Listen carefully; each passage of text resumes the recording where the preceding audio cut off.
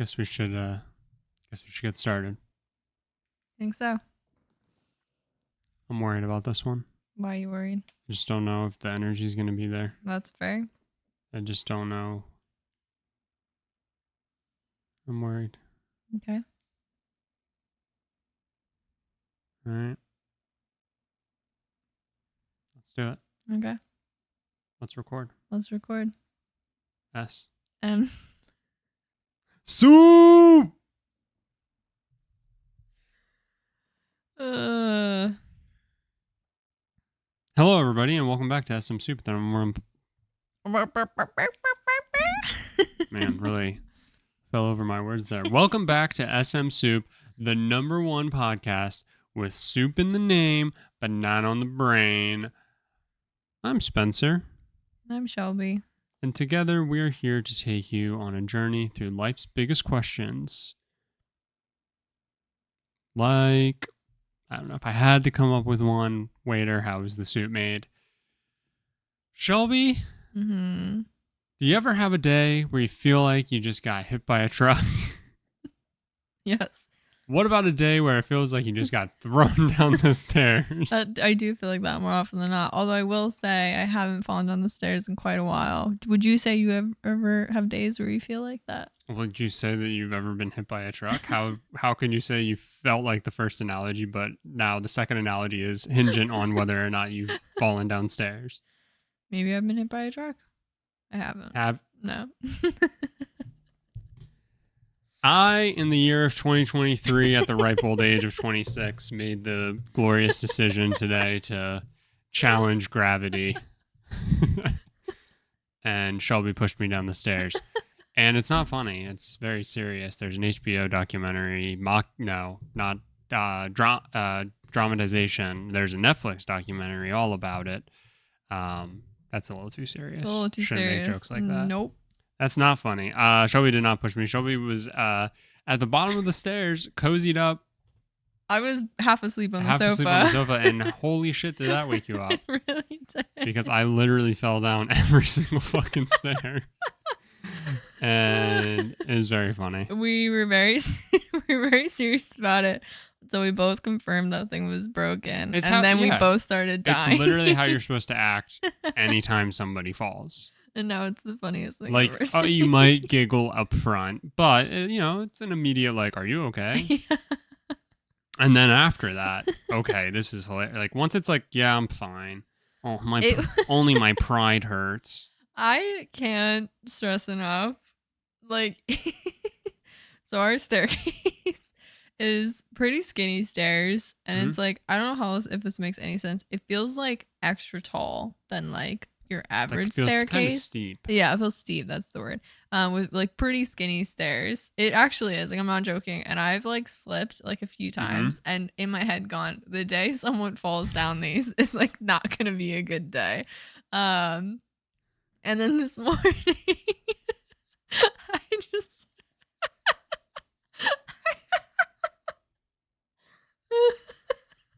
I'm genuinely half asleep.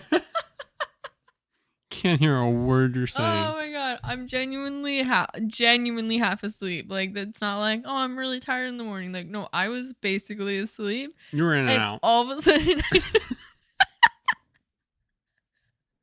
I just start hearing doom, doom, doom, and I jump up. But what was really funny is when someone's falling down, it's common, I feel to trip down the last 3 steps. But I swear from the sound of it, you slipped step 1 of 13. I think so. Because only the first half of our staircase is visible from the ground floor. And I heard so much banging before I saw you in vision. I heard there was too much preemptive banging Which the vision of somebody falling on the stairs, especially when they're coming into view, is so ridiculous. Literally just their body just at terminal velocity. We've laughed about this so many times, and it still makes me cry laughing about it because it's just one of those things that's so fucking absurd. Wow, the sun really said right now. I'm gonna look in the webcam. Yeah, hang on. Let me get that. Oh my god. Anyway, holy crap. It was just like, I mean, obviously, thank God nothing horrible happened besides like a rug burn, I guess. Yeah, and my tailbone. Yeah, I'm sure your butt and back don't feel good and probably won't feel good for another day or so.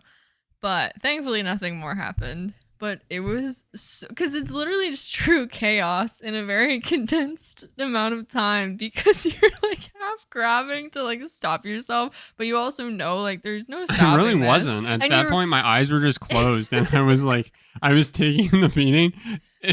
From my perspective, it felt like an eternity. It felt like I was on the stairway. It felt like I started on the stairway to heaven, and I was like being granted my life back down on earth. And from the very, very top stair, it was I accidentally tripped. Much banging. And the thing that like you said it like 3 hours later, but we have dogs basically completely surrounding us, and they will bark at like, I mean, it's dogs, they'll bark at like banging and shit like that. Not a single sound came out of any apartment. Yeah. When you catastrophically came banging down the stairs. Grogu didn't even get up. Yeah, he didn't even give a shit. He was upstairs. He was upstairs where like it started. Right. He might have pushed me. But it was just insane that like there was so much chaos and there was no repercussion. It made us really like noise or anything. It really challenged our reality. But if you're watching the video, yeah, we got some elbow scuffs. It's hard to see in the lighting, but yeah, you can see it there. It scuffed you. Yeah, it's pretty intense. Pretty ridiculous. But yeah. So, and it was one of those things where it's just like on the like looking back at it, I know it probably seemed so ridiculous, but like on the ground, I was kind of just writhing around because like I was just in pain because I had just said on my way up the stairs how sore I was. Yeah. And then it was like on top of that, like the added pain, and just my tailbone was just like. You also just looked so, not that you would ever be like, wow, you look so comfy down there, but you looked so uncomfortable because of course the space you had to fall onto in front of the stairs is like a 3 foot by 3 foot square with a shoe rack in said square. So like you have even less space than the 3x3 and you're literally like basically in a ball, but like your legs are like underneath you. Like you're basically like making a backwards C, if that makes any sense. Yeah. So you looked horrible. I was like I was mentally expecting something to be like not broken, but definitely not okay. I was just letting out those like in pain noises of like because like that was all I could do. Like outside of just being like owie, owie, owie, owie, right? Like which could you imagine? Like I'm rocking. I would have been crying on the spot. I was just standing there. Like waiting. Like all of me was like nervous because I was like, oh my God. Can you just imagine? Just hear, oh no. Bang, bang, bang, bang, bang, bang. But in between the bangs, it's just owie, owie, owie.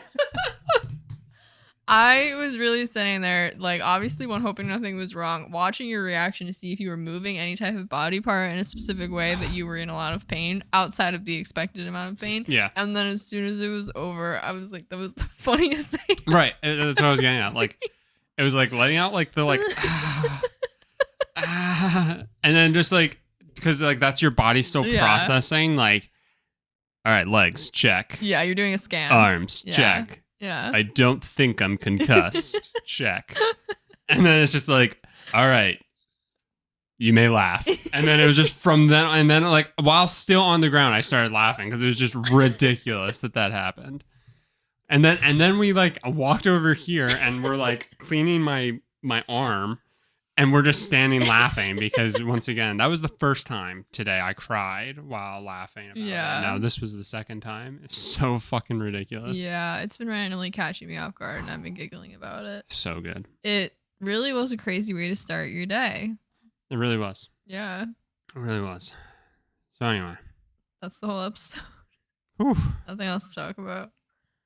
No, so what we're actually going to talk about. Yes. Yeah, I mean, what timing for that to have happened today to give us some more to talk about. we just figured we could talk about some of the stuff we've been watching. I feel like we've actually watched a lot here of late. Yeah. And, did you write stuff down? No. Oh. Only Cool. my Mission Impossible comments. Right, and then obviously we are going to have our Mission Impossible 3 breakdown, which, but yeah, so what have we been watching? Nice timing, dude. All right, well. I was trying to drink loudly. It wasn't working. One thing. Have we been actively watching right now? We're not like actively. Well, yeah, I mean, yeah, but also like, what have we watched since like the last time we like brought this up? That's worth talking about. I would say Oppenheimer. Mm-hmm. Yes. And that's it. So anyway, Mission Impossible 3. Let's talk. No. I know we actually went to a movie theater. Right, we saw Oppenheimer. We still haven't seen Barbie. We haven't. Got to find the time to do that. But we did go to the movie theater and we saw Oppenheimer. And I know we talked about it like the week after we saw it. And so we don't need to like get too into it again, but like even also because everyone on the internet is talking about it. Even as far away from it as we are now, I am still just like in my head at the very least so in love with that movie. And like I think it was just done so extremely well. And I know I said it before and I've said it to you that like I genuinely think it's my new favorite movie in terms of like this is the best movie I think I've ever seen. And I think like to the capacity of like I could rewatch this movie. None of my movies, as we went through yours, none of my favorites are movies that are like I could watch it every other day. Yeah. Which I feel like you can with like all the ones that like ended up on your list. Yeah. One, I don't really have too many movies like that in general. Right. We like very different styles of movies. But no, but like normally like with my favorites, like I could definitely watch it again. So like Knives Out would never be my favorite movie because the rewatchability of it is just not the same. Uncut Gems, like great movies and I love them, but like it's a single experience. It really was. Yeah. Like I just don't know if I can ever get the same enjoyment out of it. Right. Without like waiting 10 years in between watches. It's because the story literally depends on you being not knowing. Yeah, not in the know. Yeah. Like the story depends on that fact. Right. So whereas like Shawshank, by knowing that he eventually gets out of the jail and all that stuff, that doesn't ruin the experience whatsoever of like the drama of like the entirety of the movie and stuff like that. So anyway, in the past, Shawshank's always been my go-to because it's like a movie that, I could probably watch on a yearly basis. And I like genuinely think it's like extremely well done. And then you factor in how old it is too. And like that really helps the fact that it can like stand against current cinema. Yeah. But man, Christopher Nolan is just fucking insane. And Oppenheimer was fucking insane. I will say, and I definitely don't say this very often, having seen it in theaters and now seeing previews for it, I think generally on like Peacock is putting previews for it. Interesting.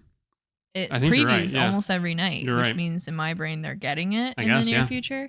But seeing previews for it just on the TV, I like actually think it's a movie that should be seen in theaters. Yeah.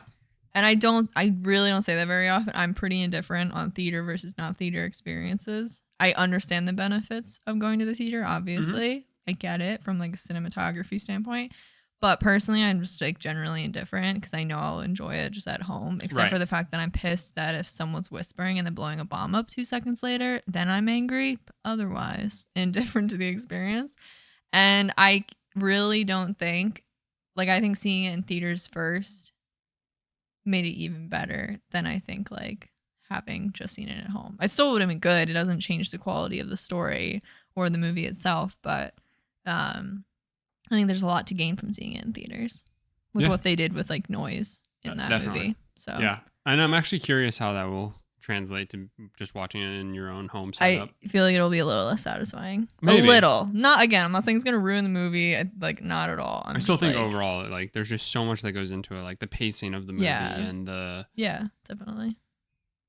That's honestly the main thing I think is the pacing of it. It's paced so incredibly well for a 3-hour movie that is, frankly speaking, about something that historically is interesting to learn about, but it's the boring part of it. In theory, it's the part we don't talk about. Yeah, it's the nerds who are trying to figure out how to make a bomb. They like don't cover, at least not in our education. They really didn't cover the nitty gritty of that part. No, of it. not at all. And so, like, I don't know, how do you get people to buy in on right?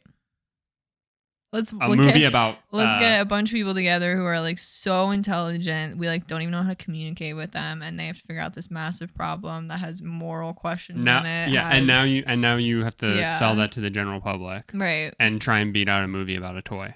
You know what I mean? Like, it's just kind of crazy that, like, but it worked, right? And like it like stands so well on its own. It's great. Probably just spent too much time talking about it. But I genuinely, I agree with you. Like, it's one of those things where I'm the same boat as you, where I don't care about seeing something in the movie theater or not. Like, I do want to try and get better about, like, I care about this movie, or I like am so interested in this movie. I should contribute by going to movie theaters. And also, like, I feel like, wasn't it such an experience? Yeah. Well, we were in a packed theater. Yeah. It was packed. Yeah. Like, we were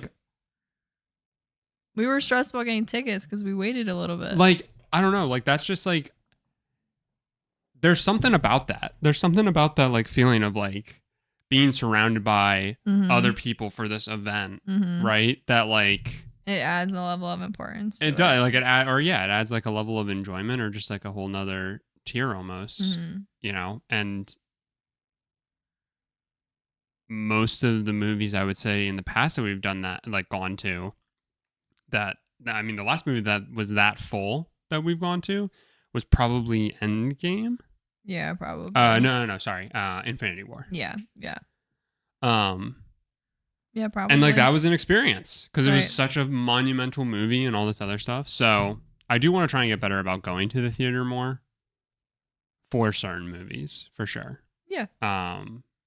Basically, if I see a trailer and I'm like, wow, that movie looks really good, I want to try and go see it in theaters. Yeah. I want to try and get back into doing that. But with that said, I'm with you. Like, it doesn't really matter. Yeah. If I don't get around to it, and, like, I'm not the type of person who's gonna be like, oh, I didn't get to see it in theaters. Right. My experience is ruined. Like, I'm fairly easy to please when it comes to a movie. I will sit through some absolute dog shit, and I'll tell you later about it, not to watch it, but I do kind of, like, I've talked about this with you, like, a few times. I feel like once I want to go and see a Studio Ghibli movie in that would be fun. theaters. I think I love that that's not like an annual thing, Yeah. but, like, Ghibli Fest. And I think that's so cute. And we have very slowly, like, decided to watch them in release order. And we've only gotten like 3 or 4 in, but obviously they're cute as fuck. Obviously, that's no doubt to anyone who's seen any of the movies. But also, I think that would be fun. A movie that, like, I just love the opportunity every now and then for, like, a rerun to, like, go experience that again. And, like, especially just such, like, a huge infamous animation industry, like, you know, huge filmmaker would be really cool to, like, see in theaters, because obviously I've never seen a single one of those in theaters. Definitely. And like I said, like, the experience of being in a theater is definitely different than watching a movie in your house. Yeah. But it doesn't detract. Seeing at home doesn't make it worse. It's not a worse experience. It's just different experiences. In the theater, I guess. Yeah. But yeah, I would agree. I feel like Oppenheimer is one movie where I'm like, if you can, I would recommend try and go see it in theaters. Yeah. If you can't, it doesn't hurt it. It's just fine. Having seen it in theaters, I know there will be, like, certain things that, like, you will just never experience that the same way in a home watching. Yeah.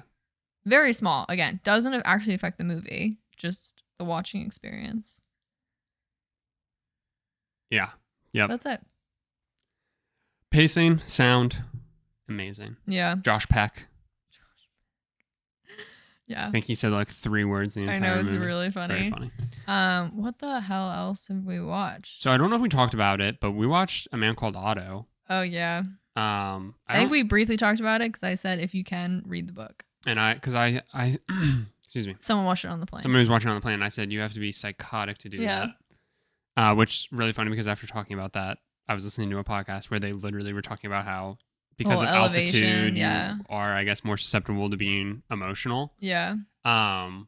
If you're a woman, hear that as hysterical. Anyway, that movie is so good. Oh my God. Like, but yes, it is so good. I literally felt like I was going to cry though. I think probably from like 10 minutes in throughout the rest of them. Like, it felt like I was just so on guard and just like so ready for that one thing to happen that like set me over.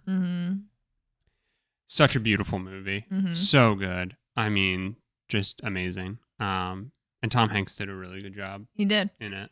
I was very skeptical. I read the book last Christmas-ish time, and I really wanted to see the original movie. I keep forgetting if it's in Dutch or it's like in that area. I know that's so stupid, but not in English, obviously. I really wanted to watch the original one, and if you like look up the cover of the original one, that man looks like the quintessential like Otto or Ove or whatever. Yeah. He looks like the grumpy old man. Like, so when I saw Tom Hanks, I was like, nothing against Tom Hanks, but he doesn't read to me from my mental memory of movies. Well, yeah, when you think of, as like this grouchy, miserable man. And I was really in my head trying to be like, how the hell is this going to actually read right? Like, is he just like going to like feel a little too much like is he ever really going to feel like he's crossed the line into like truly the like miserable old man who's like done with life? He's literally, but I loved it.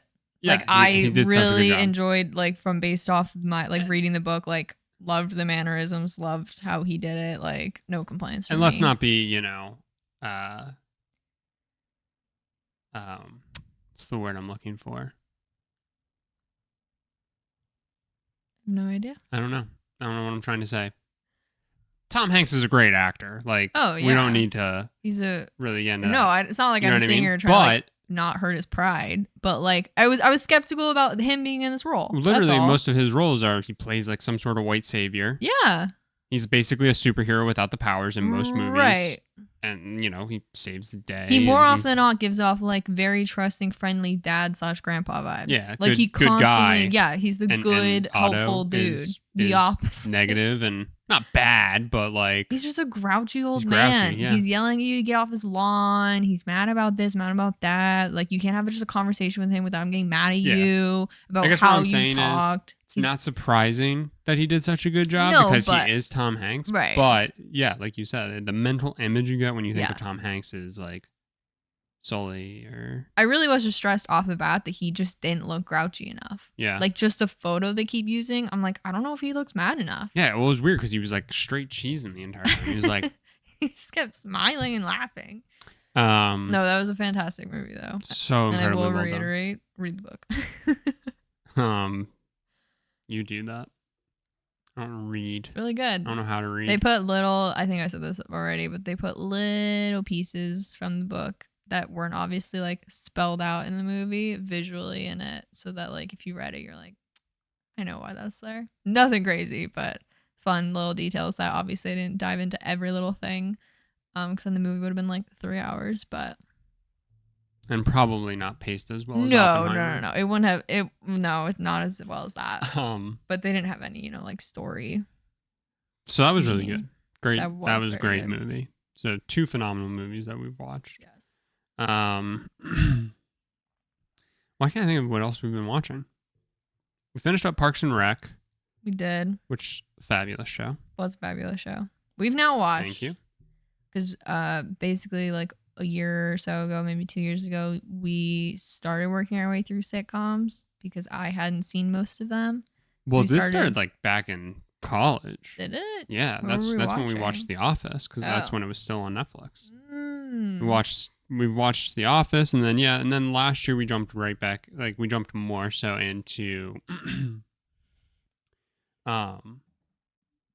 like other We watched The I Office. don't know if like is a good place. To The me, Good that's Place a is that a sitcom? To me, that is. Maybe I'm wrong. I don't know. I would classify it as that. Okay. Well, anyway, so like we watched that. We watched Brooklyn Nine-Nine. Brooklyn Nine-Nine. We watched New Girl. I feel like I guess Parks and Rec then. That's pretty much all of them. If I'm Are we thinking missing correctly. one? Might be missing one. Maybe. I have decided that New Girl is definitely my least favorite. Okay. Of literally all of them. Yeah. That's. And then The Office is my second least favorite. Yep. Keep going. And then what do I have left? Brooklyn Nine-Nine, Parks and Rec, and The Good Place. Oh, that's hard. I really like all three. I think it's hard because we just rewatched Brooklyn Nine-Nine. Like finished it. It's our like fall asleep show. Mm-hmm. So my brain is like wanting to say Brooklyn Nine-Nine, but I think I'm having recency bias because I think I would actually say The Good Place would be my top. I'm now going reverse of what I was just saying. I was gonna say I think do reverse if that's easier. I think The Good Place would be my top. Very close second would be Brooklyn Nine-Nine, and then Parks and Rec is third. I think that's my order too. I really do. I think it's not that close between Good Place and. For me, I don't know. I really like Brooklyn. I'm like obsessed with the cast. If anything, Brooklyn Nine-Nine. It's close Brooklyn Nine-Nine and Parks and Rec for me because when it comes to like comedy per minute. Yeah. Both are like very, very good. All three are very like top for me. And yeah, but then Good Place has big like gap. Good Place has like an incredible interweaved story throughout the entirety of it. That's very true. That's very true. You know how other sitcoms normally are. That's why I was like, is it truly a sitcom? Maybe it's not. I could see it not being. Because like The Office has like small thread. Right. But like very small. In between, like, you know, every episode it stands on its own for the most part. Right. Yeah. Yeah, I guess I could see The Good Place being a good bit above the others. Yeah, we finished up Parks and Rec. Yeah, I don't know what's next. Oh, you want to watch 30 Rock? So I think our two best options for next or That 70s Show. Are That 70s Show and 30 Rock. And I can't remember if I had another one in mind too. Which I haven't watched. I mean, I only watched 30 Rock literally once. Well, I mean, I think I only watched Parks and Rec technically once, but it's like one of those things that's like on from time to time. Yeah. And like, I think it just had more moments that clearly stuck out for whatever reason. But I vaguely remember. Oh, Community was another one that we watched. Oh, I do really like Community. Community's also very good. But 30 Rock, I like feel like is one of those shows where I probably wasn't ready to watch it when I watched it because I feel like the writing for it is like top tier. But like, I mean, like it's Tina Fey. Parks and Rec was right. Amy Poehler. I almost said Amy Schumer, which they're thick as thieves. I don't know if you knew that. They did SNL Weekend Update together. Yep. Did you know that? I know that because you say it almost every time the two of them come up. Gotcha. Well, anyway, I mean they're great, and so yeah, I would be very excited to watch that. But That 70s Show is just like, I mean, it's Mila Kunis, it's Ashton Kutcher, right? Is That 70s Show closer to like Friends in terms of style? Not that I've even watched that much Friends. No, it's totally different. Friends really does stand on its own. I mean, Friends is incredible. Like, it's a great sitcom. It's a great show. But like, it's tough to go back and watch. Yeah. And like, I don't think it should be crowned king or queen of anything. I mean, that's how I feel about Seinfeld too, for the most part. But I also have never gone back. I actually have watched through all of Friends. I haven't watched through all of Seinfeld. So, but like, I mean, you have to appreciate what both of those shows did for definitely current day television. So, I think it's totally different than that though. That 70s Show is like, I mean, yeah, it's 6 friends that have wacky adventures together, I guess. But it's a totally different vibe. Don't know how else to say it. No, that's fine. They smoke weed a lot. Yeah, I got that.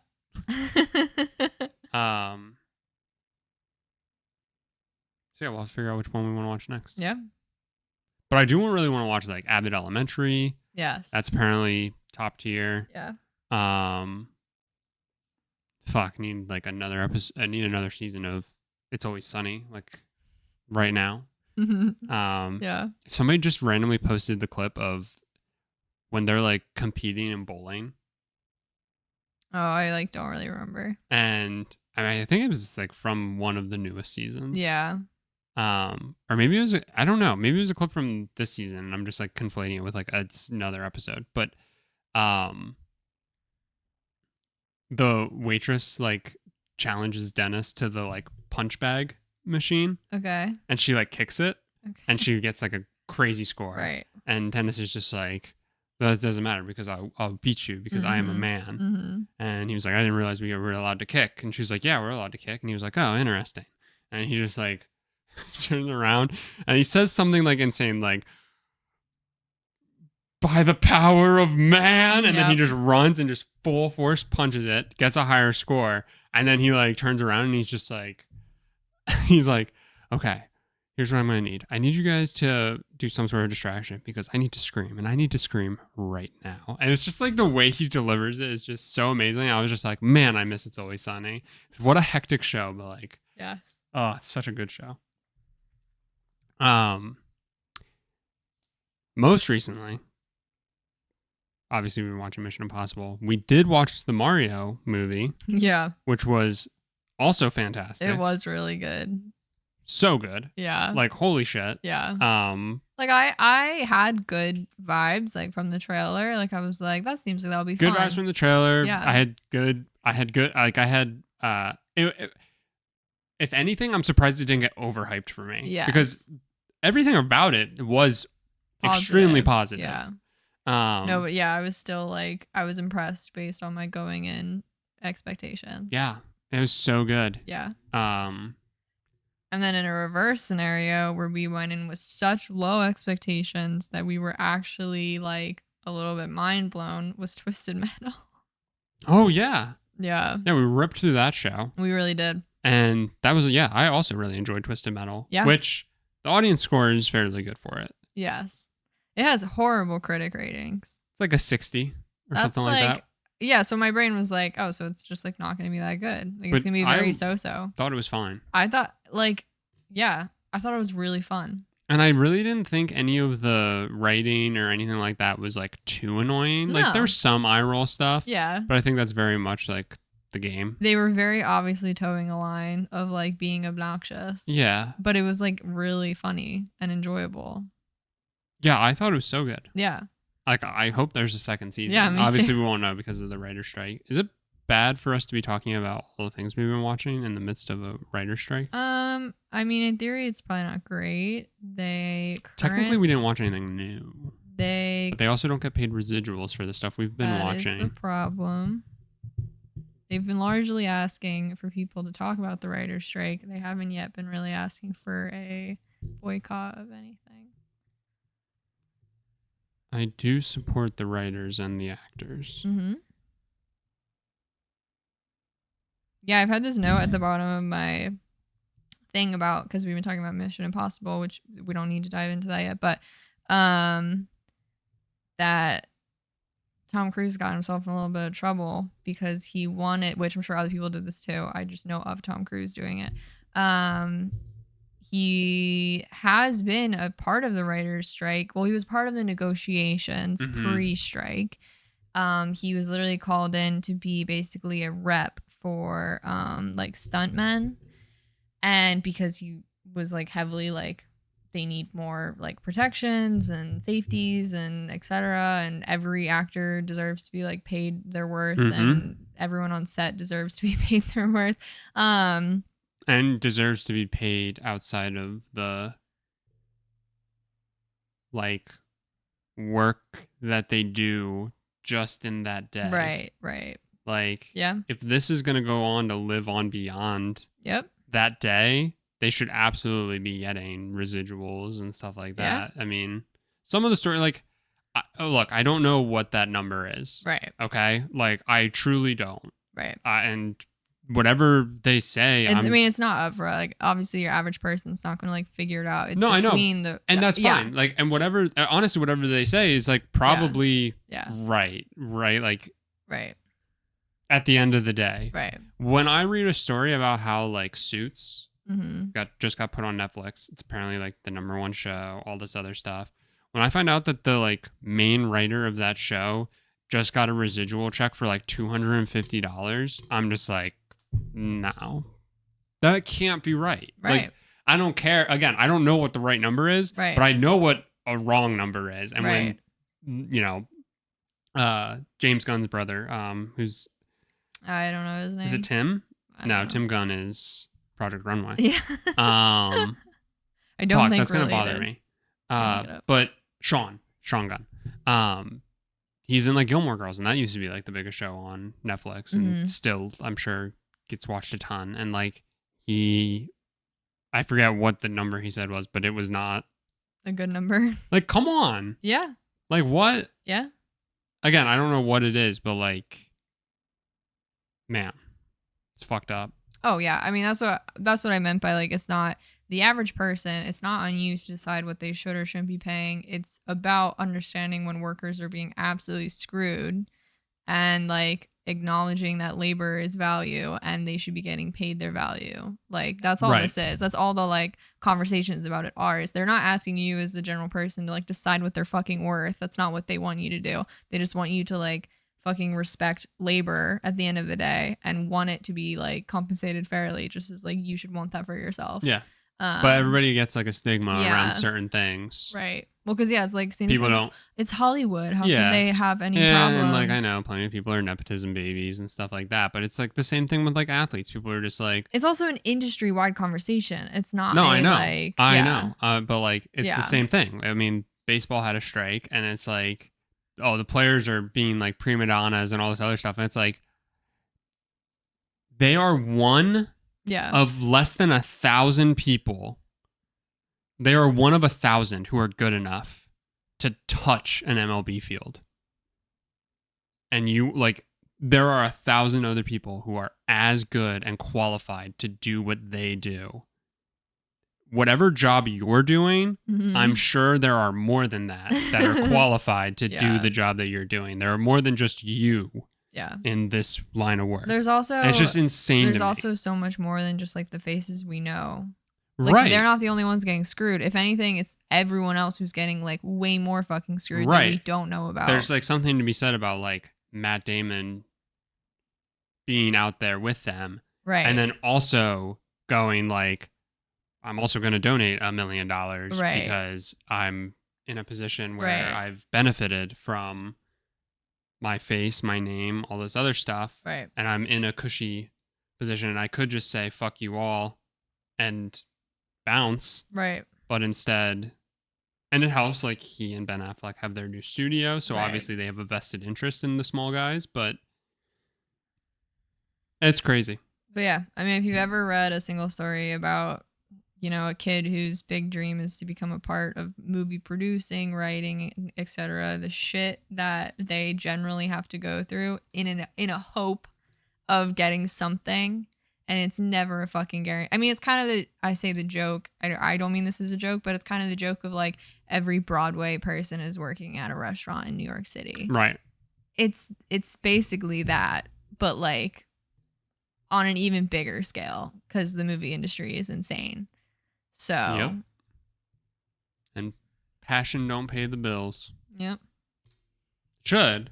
I know. You're good at your passion. It should. I wish I would have like noted who I saw it from, but I'm sure it wasn't even an original quote. But I saw a really fucking sad thing that was like, how do we get it so wrong that like people are struggling to get by off like the most mundane jobs, yet like the computers are creating art and like the enjoyable things in our lives? Like, why are the computers taking away the enjoyable things, and like all this like stupid minute little things are people like working their asses off, probably not getting by. AI is supposed to be to simulate and automate other things so that you can get back to doing things that a robot would never have the capability of putting in the human touch for. Right. And instead, we've tried to find a way to give the robot the human touch for that. Right. Yeah. Like, oh, this thing you like to do? Not anymore. Mm-hmm. Get a real job. Yep. Robots can do that job. Exactly. Meanwhile, I don't think a robot could do my job, thankfully. Thankfully. And you know what? I'm sick and tired of all these crybabies in Hollywood. They have had a silver spoon in their mouths for too long. I would do their job for less. Yeah, I can say that from behind the comfort of my laptop.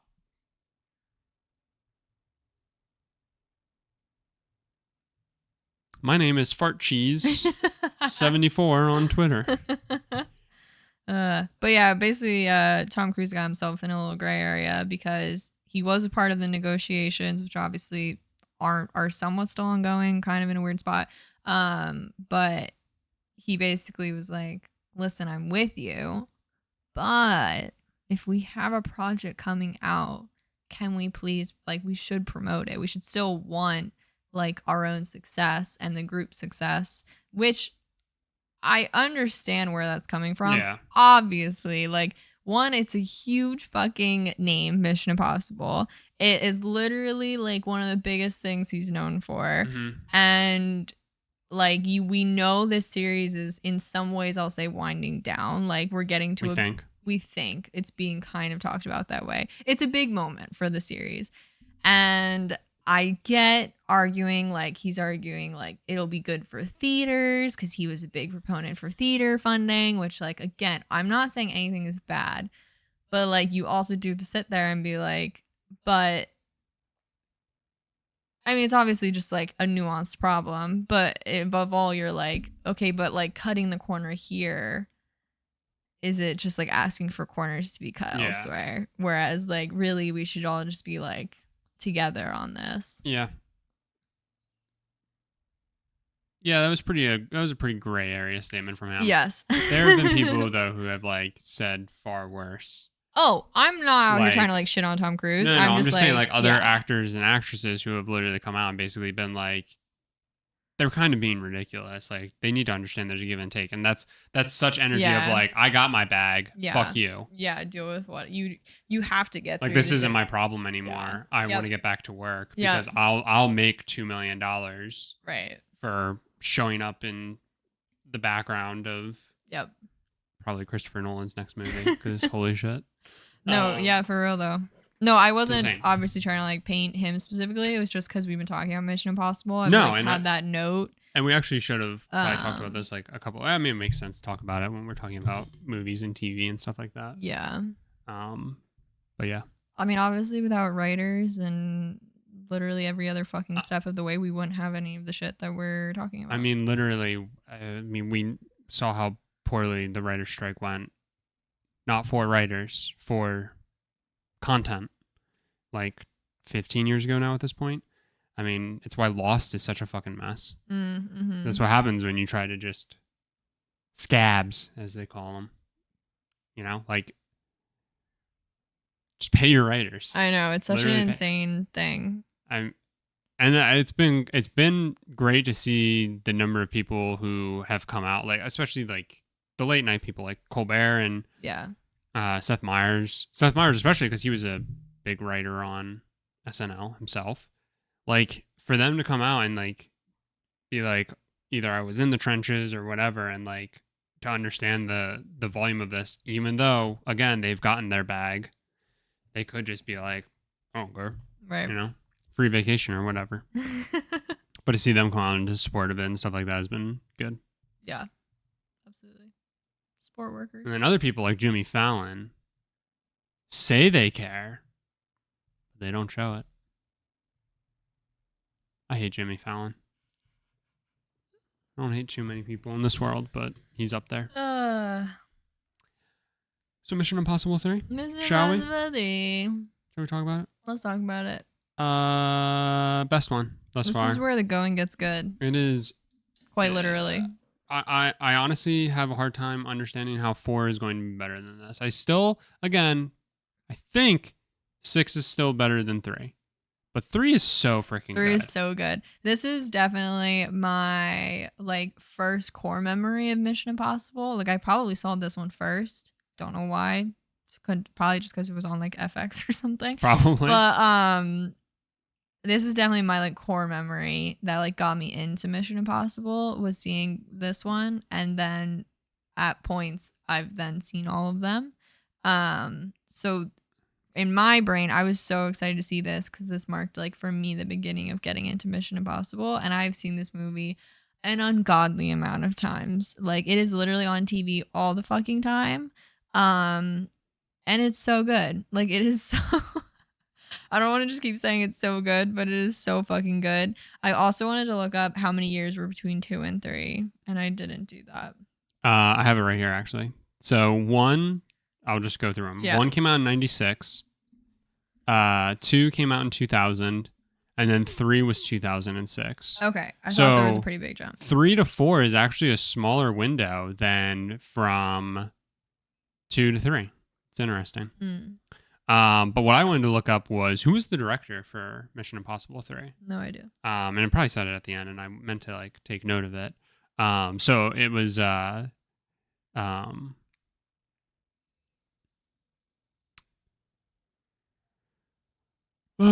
John Woo did Mission Impossible 2. Yes. And he also did Face Off. Okay. And he's had other notable films. And I didn't think it was him for Mission Impossible 3. Mission Impossible 3 was J.J. Abrams. Really? Which I think is like probably why it's so freaking good. Yeah. And why it does we're at the climax of the movie 2 seconds into it. Right. If you want to know the way to my heart, if you're making a movie and you're like, how do I want to ensure Spencer thinks this is like way better than it actually is? Put 3/4 or the end of the movie at the beginning of the movie, and you've got me. I am such a sucker for that shit. Yeah. I love it so much. Yeah. It's so amazing. Yeah. It sets up Philip Seymour Hoffman incredibly. It does. It sets up. It's crazy. It's literally him counting to 10 and Tom Cruise going through all of these different emotions in that count. Yeah. Of just like, come on, you're not gonna do it. And then like next thing you know, we're at 5 and he's just like, I'll fucking kill you. And then 6, he's just like, well, I'll do whatever you want, man. I'll do whatever you want. And then 8, he's just like, I don't know what you want from me. And he's like going insane. It's so good. I love Tom Cruise's like crazy eyes, like because he never really like emotes. Yeah. Because he's a fucking like spy. So obviously you either have to be like cool headed or you're just fucking raging. Like there's really no in between. But his like crazy eyes when like generally when someone close to him is in harm, are so intense, and like I can like vividly picture them because like, you know, there's generally like I feel like from here on out there's like a moment every movie where like you're gonna see that, and they're just so fucking intense. Like that whole like the body just like body reaction as a whole is so subtle, but like obviously you know exactly like what he's supposed to be portraying. So good. It's so good. I literally put 3 comments about the whole movie. I figured I wasn't really gonna say anything because I've seen this movie a million times, but I put lip reading is a very fun thing to watch, very sarcastically. That was a very odd thing to watch. Yeah. I hated that. The only thing I hated the whole movie. I put yay for Benji because he's literally my favorite. I'm obsessed with him and I can't wait. I think in like 2 movies, he truly becomes like full Benji and I'm obsessed with him. Well, maybe I feel even like next. he's in here on He out. is from here on out, but I feel like in like 2, he's more, I think he's like in the field a little bit. Like he's a little bit more interactive than like this guy you just call because like he helped you one time.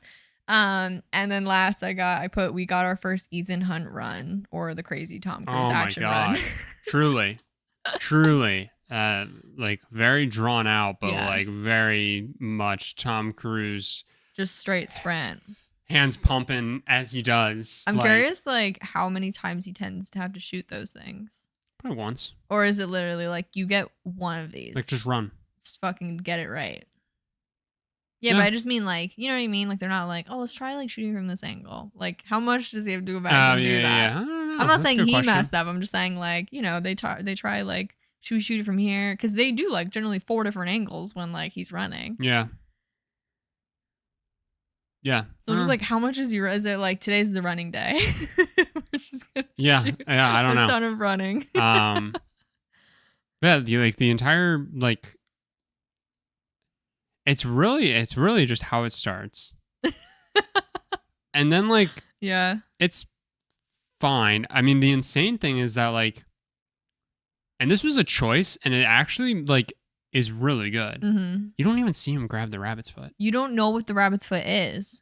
You don't see him grab You it. end the movie with Tom Cruise going like, "So you're gonna tell me what it is?" And he literally goes, "Stick around, and I will tell you." Well, who was it? Benji was the one who was just like, I assume it's like the God thing. Yeah, he basically was arguing another like possible chemical Super warfare. spreader, yeah. Like he was But- arguing that, which is safe to assume, like super evil, Yeah. bad guy, lots of money. But like it's insane. Like he literally but we don't actually know what he's after. he jumps off of a building. Right. He He pendulum swings. swings.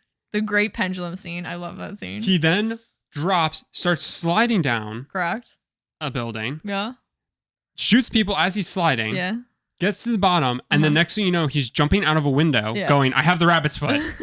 That was insane. Like, that was a choice, Well, and like I it was love- actually really good. I love when he jumps out the window, hits the other building, goes crashing in, and the poor janitor who's just Oh, standing yeah, and there, then he pulls is him out. yanked Yeah. back out by the wind. But yes, I know. I love that. Like for once, you actually don't see him like extracting the thing. Like No. it's not actually about that. But you still saw him do like the prototypical Yeah. like spy things. I don't know if this movie had a very intense like hold your breath. It didn't. Like the first one where he's like hanging, and then the second one when he needs to get in before the shutters close. Mhm. I don't know that this one truly had that. I think the pendulum was trying to be that by being such a crazy Yeah. concept, but no, it wasn't the same. Because I Um, also think at this point you now become he's going to make it. Like you've now set in stone. He's I obviously. mean, you know he's gonna. I know, but I just feel like for a beginning a series, you have the opportunity to be more like, what's gonna happen? But like you've now Yeah. established a pattern. I guess. Literally 3 makes a pattern. Like I just feel like at this point you literally can't have that moment anymore. I guess. But you can make him a rogue agent again. Yeah, I was literally gonna say that. I was like, it was really funny. Is one, you don't really know what he's after. You never literally see him like actually having it, really, or it's like chaotic of like him kind of having it, not having it, and then it is really just another like dirty agent, Mm-hmm.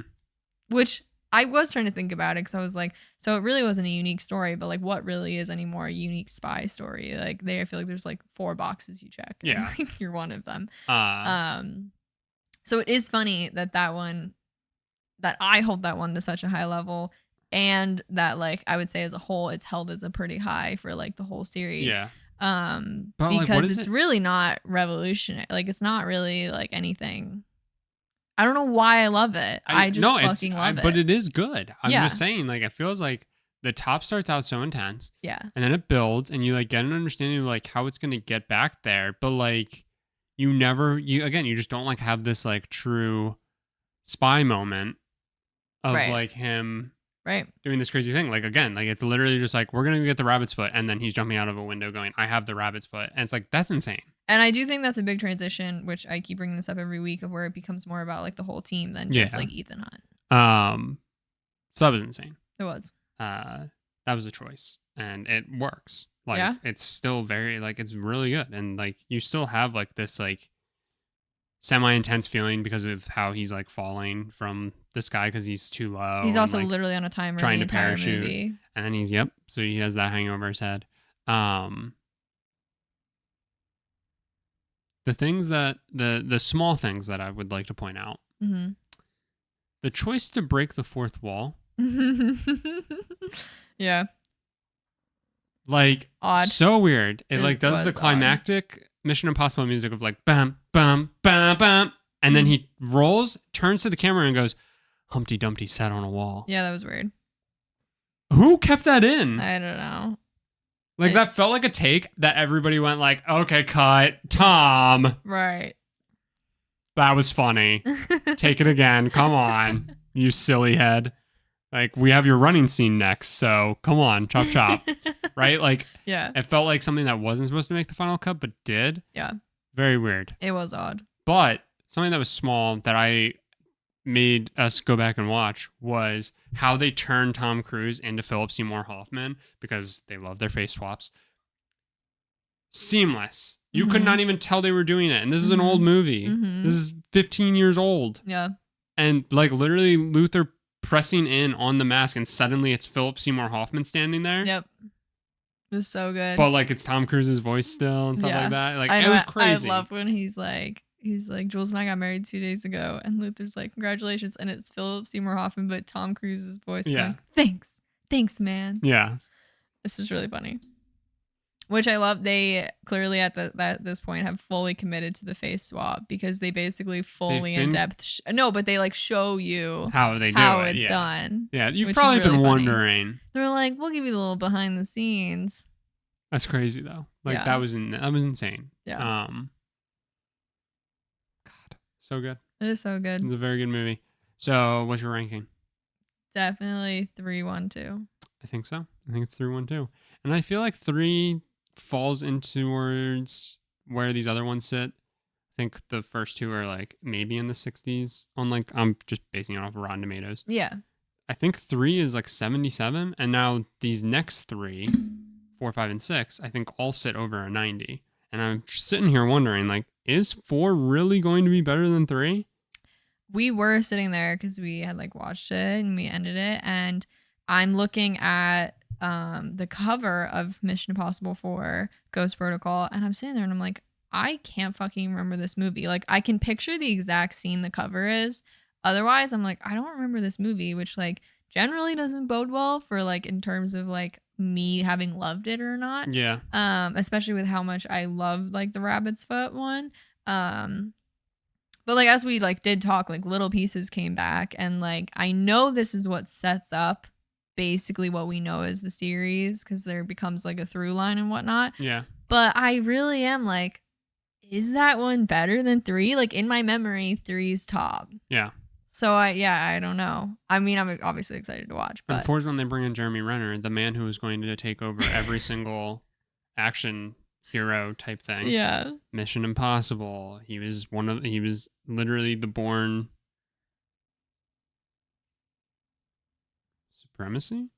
I don't know. He was one of the Bourne movies. Yeah. Bourne Identity. And then it might be Supremacy, then it might be Ultimatum. And then he was whatever the next one was. And then it was like Bourne. Do you think which was he Matt ever Damon back as gets Jason like Bourne. upset because he was like seemingly guaranteed these like insane, or because he got like run over by like a snowplow? Yeah, I'd say he's pretty upset about that. But Did you hear about that? Yeah, I knew about that. Crazy. But yeah, do you think he ever in his head was like, oh my god, I'm gonna be the next this, and then he gets one movie and then he gets a barely fleshed out Disney Plus series as Hawkeye. People, from the first moment Hawkeye showed up, it would be kind of fun if we had a Hawkeye movie. Disney Plus 13 years later. What if we give you a TV show that's mildly interesting? Either that or nothing. So we took it. Bro, you tell him. 3, 1, 2. I think I agree. 2. I'm excited to watch 4 next week. Too. I've been loving watching these. Yeah, it's been fun. It's been fun. This was a good idea by me. It was a good idea. All right. Well, till next week. Shelby, you have anything else?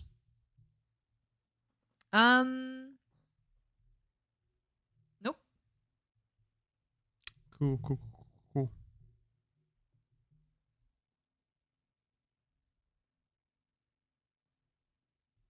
Thanks for being here. Talk to you next week. Do you have anything else? No. All right. Bye.